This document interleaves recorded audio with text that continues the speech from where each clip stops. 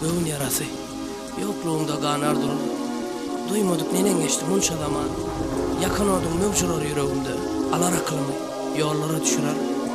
Nire baksam yıllarımla pozulmayar. Göğün yarası, senden geçip bilmeyer.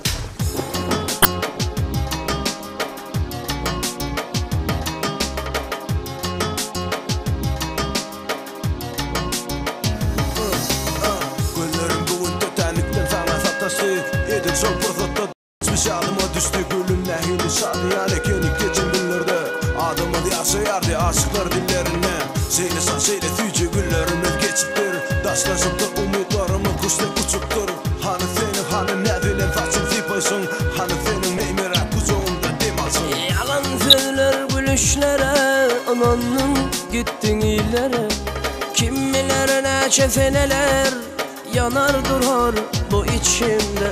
Hiç gülmedik şu yüzüm bir senle güllü seni söyledi.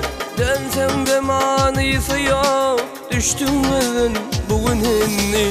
Adalatsız koca dünya yeni bulan bana bulli. Aşka taşı yaracısı dönüp gelip bana devirdi.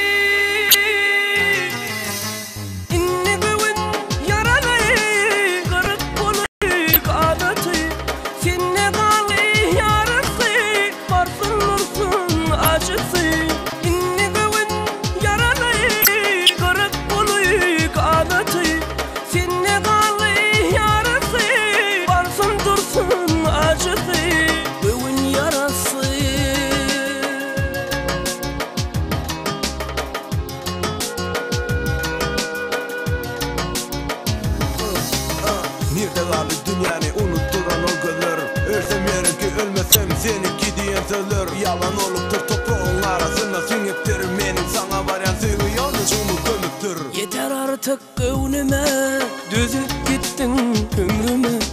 Bugün sarım ananlığım güne kıyan bulmana. Hiç gülmedik şu yüzüm bir senle güllü seni söyledi. Dönsem de manisi yok düştüm bugününni. Adalatsız koca dünya yeni bulan bana bulli. Aşka taşı yaracısı dönüp gelip